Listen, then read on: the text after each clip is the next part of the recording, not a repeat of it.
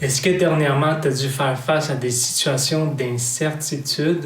Aujourd'hui, on va prendre ensemble comment s'adapter au changement.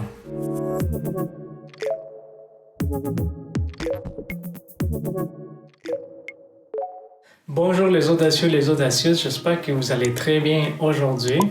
Et si tu es nouveau ou nouvelle dans cette plateforme, je te souhaite la bienvenue. Je me présente, mon nom est Gonzalo Mongru. Je suis enseignant et coach en développement personnel.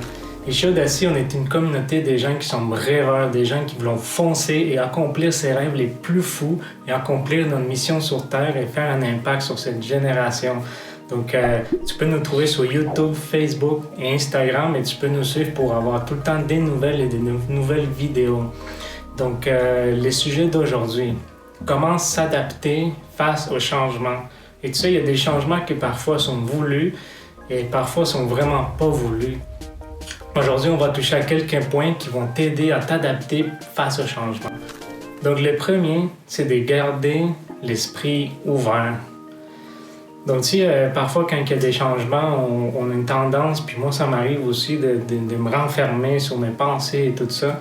Mais là, l'important, c'est de garder l'esprit ouvert, puis voir d'autres possibilités.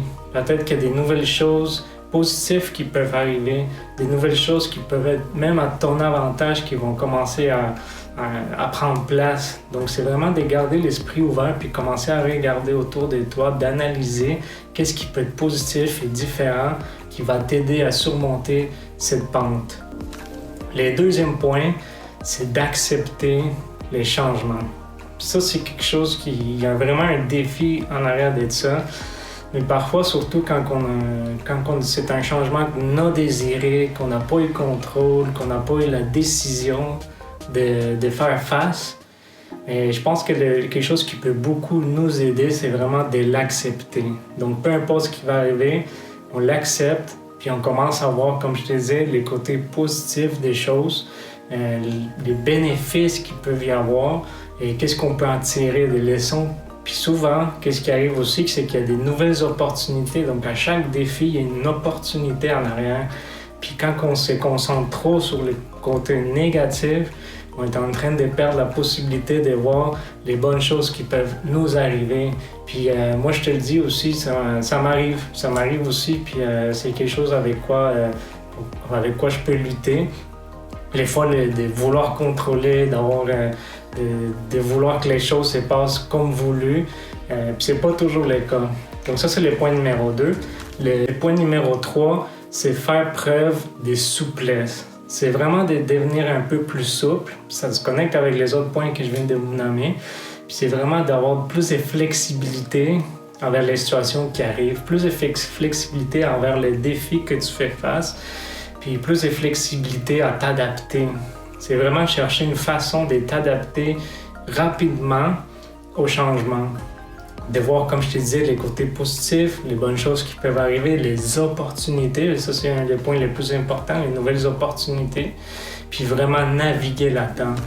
Les prochains points, c'est d'apprendre à gérer son stress.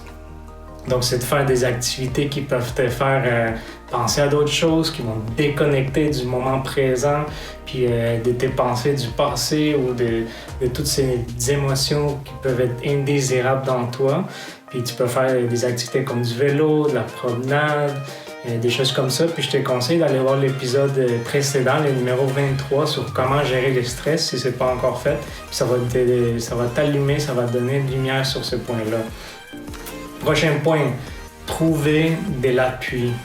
Donc, dans des moments difficiles, quand on se trouve dans des situations indésirables, parfois trouver de l'appui, ça peut aider. Puis ça peut être de la famille, peut-être, des proches, des amis. Ça peut être de l'aide professionnelle.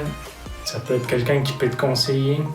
Puis là-dessus, moi, ce que je te conseille aussi, en parlant des conseils, c'est de faire attention à qui tu demandes conseil. Fais attention parce que, tu sais, c'est important de demander conseil à des gens peut-être qui ont plus d'expérience, qui ont passé par-dessus des situations semblables.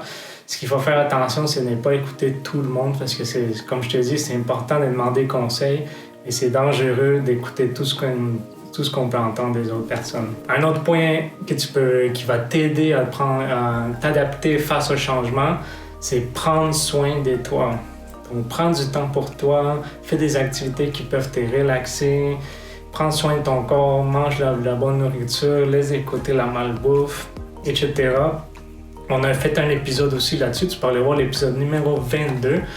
Ça parle beaucoup, puis ça rentre en détail comment prendre soin de toi et surtout dans les moments difficiles. Prochain point, garde ton sens de l'humour. Donc, c'est prouvé scientifiquement que quand on rit, il y a des endorphines que notre corps sécrète et font en sorte que notre stress et notre anxiété descendent. Donc, c'est très intéressant. Donc, parfois, tu sais, ce que tu peux faire, c'est voir un film, de la comédie ou peut-être tu peux aussi aller voir un ami ou quelqu'un proche qui va te faire rire. Tu sais, on a souvent des proches ou des amis qui vont nous faire rire, qui sont drôles ou qui vont juste dire des niaiseries ou peu importe. Mais nous faire rire, ça fait du bien. Et quand on fait face à des situations stressantes peut-être ou qui ont des grands défis en arrière, ça fait du bien derrière. On ne peut pas se le cacher. Dernier point, ça c'est un point qui est peu répandu et que peut-être tu ne vas pas l'entendre partout en parler, mais c'est vraiment d'aider quelqu'un dans un besoin similaire. Si tu trouves quelqu'un qui est dans un besoin similaire au tien, ce qui va faire en sorte, c'est que ça va changer ta perception des choses. En premier, ton problème il va devenir plus petit. C'est souvent on s'en rend compte en parlant ou en étant proche des gens avec des situations semblables.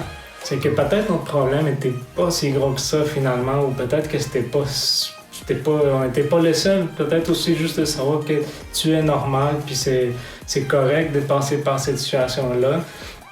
Puis quand on peut aider quelqu'un d'autre, en premier, ça fait vraiment du bien. Ça change ta perspective, ta façon de voir les choses. Donc ça, c'est un point qui est peut-être peu répandu, mais c'est hyper puissant.